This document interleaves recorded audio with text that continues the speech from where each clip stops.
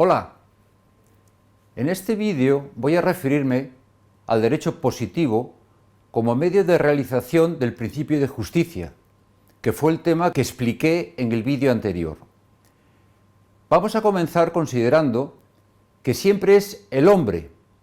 cada hombre en cuanto individuo, quien conoce los principios del orden social, quien quiere el bien general y quien exige igualdad.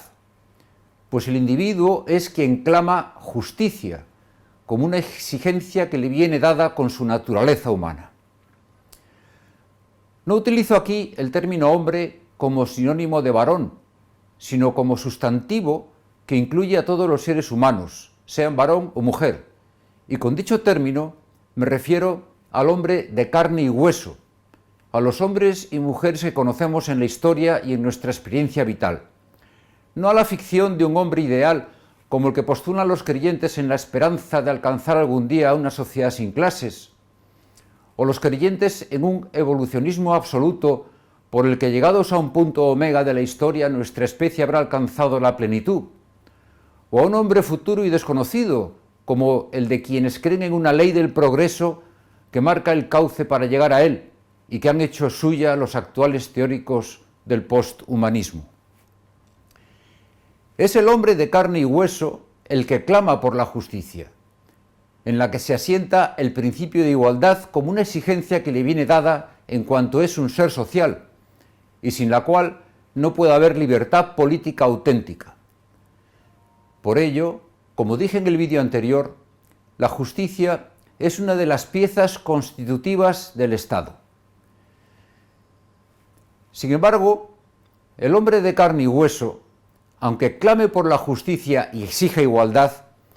en cuanto es miembro de un grupo social, está sometido a la tentación de realizar su libertad a costa de la igualdad, es decir, esclavizando a otros. La aspiración a la justicia, en cuanto dada con la naturaleza humana, alcanza un nivel que trasciende el Estado, que es anterior a él y fundamenta su configuración como un orden político, como alternativo a uno despótico o a la anarquía, con su violencia siempre latente.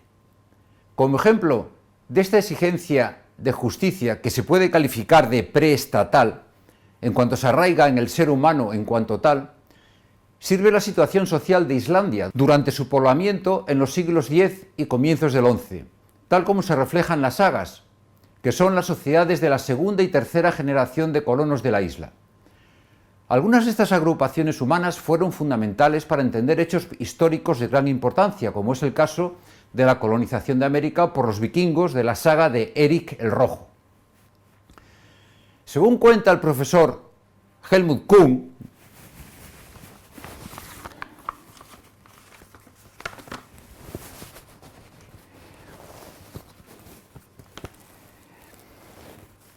esa época heroica, la situación social de Islandia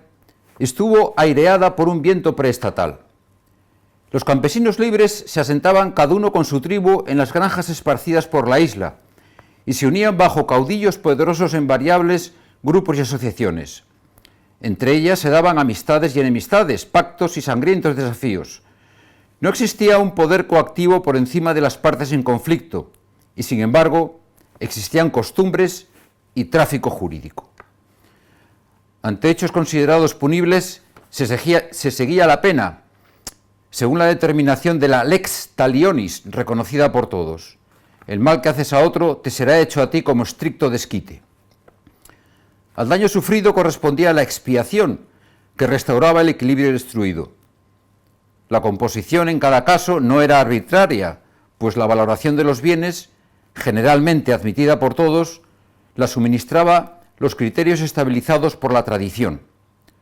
Una vez recaída la sentencia, su cumplimiento quedaba en manos de quien había sido objeto de la injuria, que de esta forma era al mismo tiempo juez y ejecutor de la sentencia.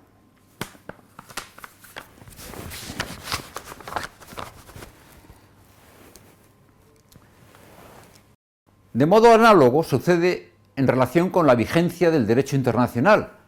aunque en este caso esté codificado y existan instancias judiciales internacionales como las que tienen su sede en La Haya. El derecho internacional se considera un derecho débil, pues carece de un poder coactivo que haga cumplir lo dictado. Por ejemplo, un Estado miembro de las Naciones Unidas puede estar en mora en el pago de su aportación y es jurídicamente condenado a pagar, y sin embargo no paga. O un Estado lograr una sentencia que reconozca que ha de ser devuelta a una persona secuestrada en detrimento de su soberanía, y de ello no se sigue nada. La Federación de Estados, llame como se llame, puede imponer sanciones económicas o de otro tipo, o acudir al medio más extremo, que sería el de la exclusión del Estado miembro culpable de la Federación, pero ello no asegura el cumplimiento de la condena, y con ello la Federación se castigaría más a sí misma que al Estado que ha quebrantado el derecho. Ambos casos, tanto en el de las sagas como en el de la efectividad del derecho internacional, revelan que el principio de justicia no admite un vacío en el ámbito de la existencia social, pero asimismo revelan la estricta necesidad de poner en pie un poder judicial que sea capaz de resolver cualquier disputa adormecida o en la que ya se haya desatado la violencia, y no solo por motivos de supervivencia,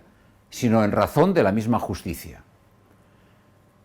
Solo con la existencia de un poder judicial capaz de proscribir las fuerzas autodestructivas que provienen del hombre mismo y amenazan la vida social, es posible instalar en la convivencia una paz que tenga rango institucional. Solo el Estado, como comunidad política genuina, otorga al derecho un poder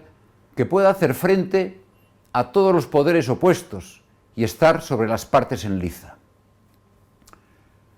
Como ya se dijo, derecho y fuerza se reclaman, pues la paz sin el respaldo de la fuerza no deja de ser un caso fortuito. Y el Estado, con su voluntad de justicia, es la organización que tiene la fuerza mediante el cual el derecho logra efectividad. En contraste con los tiempos de fiesta, como señalé en el vídeo anterior, pues la pertenencia y la participación en una comunidad política no siempre sigue al deseo, y el Estado no puede prescindir de la fuerza ejercida como violencia legítima para preservar el orden de la convivencia. Como consecuencia, pertenece a la esencia del Estado dictar leyes, legem ponere, y así surge el derecho positivo, como instrumento de la justicia administrada entre hombres y mujeres reales, de carne y hueso, como antes señalé, con el que se aspira a realizar dicho principio con un mayor o menor grado de racionalidad. Como evidencian los anteriores ejemplos de falta de vigor y de la debilidad de los órdenes jurídicos preestatal en el caso de las sagas y extraestatal en el derecho internacional, el derecho que trae el hombre de la mano se diferencia de modo claro del ideal de justicia. Con el derecho positivo, de la idea de justicia distributiva, entendida como un orden vivo que se reproduce y renueva, en el que cada uno llega a tener lo suyo según su mérito y capacidad, como reflejo de concordia y de una armonía social, se pasa a la idea de un orden esencialmente estático, compuesto por personas esencialmente idénticas, en el que cada uno aparece inscrita en el círculo de lo que le pertenece, según la conocida distinción entre lo tuyo y lo mío, que se aleja mucho del régimen de los tiempos festivos en los que se vive una situación de riqueza y de felicidad compartida por otorgamiento. Junto a ello, se considera que ese orden concebido como un mero reparto es vulnerable en cada persona y puede ser lesionado por cualquier otra persona. Por lesión, lesio, se entiende toda intervención abusiva ejercida por otro en esa esfera que constituye lo mío, en cuanto estoy inserto en el ordenamiento jurídico. Una intervención que también puede adoptar la forma privativa de una no prestación. De ello surge un doble principio que inspira el ordenamiento jurídico: la prohibición de la ofensa y el imperativo de resarcimiento. Un doble principio que funciona como límite del orden de justicia, el cual pasa de ser una relación dinámica en la que todos disponen de lo suyo, contribuyendo a un bien común que beneficia a todos, a ser una protección elemental frente a la amenaza de hombre a hombre. Como conjunto de mandatos y prohibiciones declarado públicamente como tal, el ordenamiento jurídico, en su realización de la justicia, convierte lo que habría de ser una configuración constructiva del orden social propio de la justicia distributiva en un orden equiparador y correctivo, más propio de una justicia conmutativa, según el cual todo daño ha de ser reparado, y que funciona como límite del principio constructivo del cual deriva. Consecuentemente, la justicia, formalizada y ejercida como derecho, está regida por una sola prohibición, el nemin ledere, no causar daño a nadie, un reductivo mandato negativo que exige el resarcimiento de toda ofensa, con la imposición de una pena correspondiente al culpable. En términos coloquiales, podríamos decir que el derecho es la rebaja del tío Paco en relación con el principio de justicia. El hecho de que el orden jurídico, por su esencial carácter preservativo y restaurativo, sea un derivado de la justicia y una reducción de su plenitud de sentido, no debe llevar a minusvalorarlo como un ordenamiento estrecho y pobre, porque es la base de toda justicia efectiva, tal y como se realiza en la historia. A pesar de su imperfección, el derecho ha de apreciarse como algo sagrado,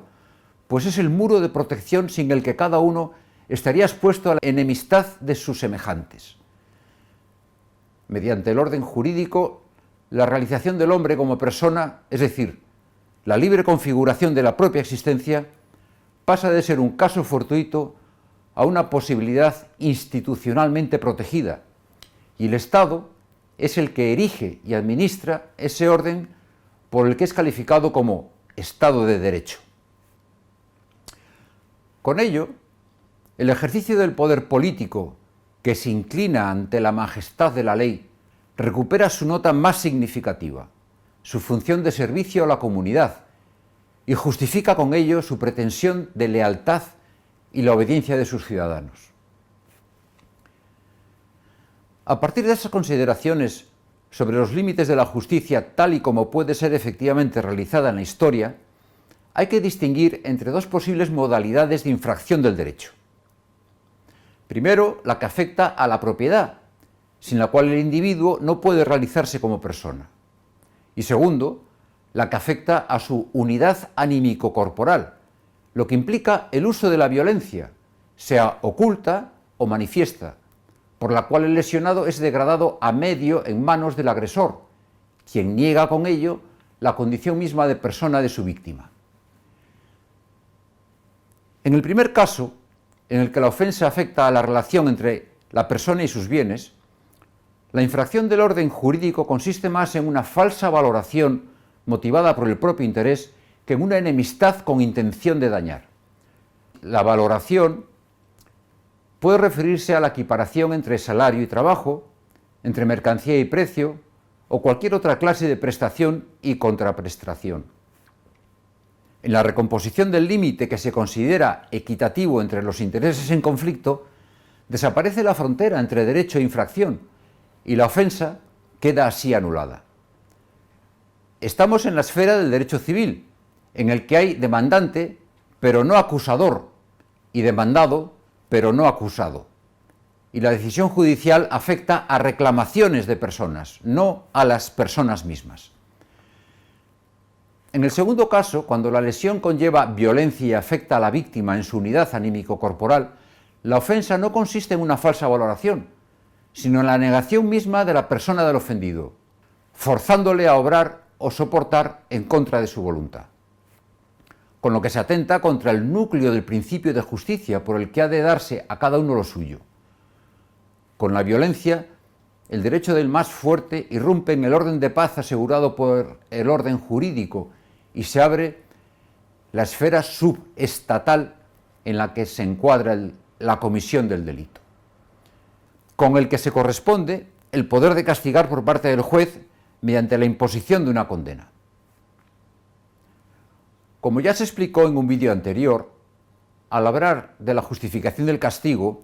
la condena se dirige a la expiación y arrepentimiento del delincuente, para que pueda reintegrarse y adquirir su lugar en el orden de paz garantizado por el derecho,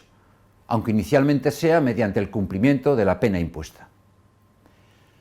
En este caso estamos en la esfera del derecho penal, que regula los delitos contra las personas, directamente como el homicidio, el secuestro, las lesiones, etc., o indirectamente mediante la violencia en su propiedad, que puede ser manifiesta, como en el robo o el hurto, o con una violencia oculta mediante el engaño, como es el caso de la estafa, por ejemplo.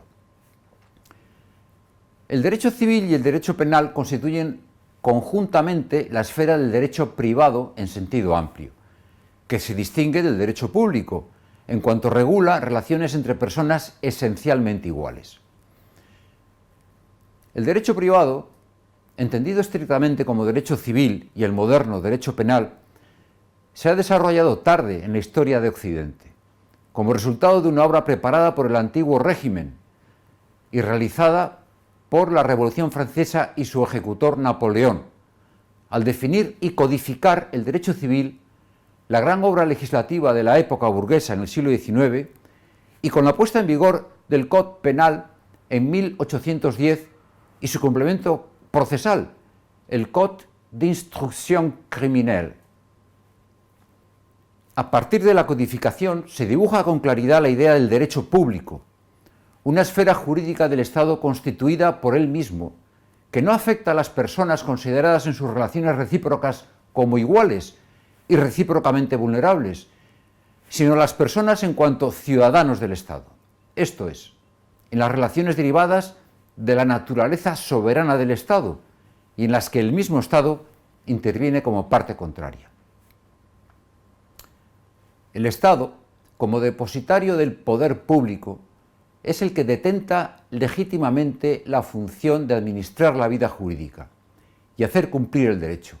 tanto público como privado, en razón de su mismo sometimiento al derecho. Elaborar las determinaciones de este sometimiento suyo a la ley es lo que constituye la esfera del derecho público. Termino con este vídeo la explicación de la lección 4 sobre el derecho y la justicia. Y te espero en el siguiente, en el que comenzaremos con la explicación de la lección 5 que trata de la ley y el sistema jurídico. Hasta entonces, adiós.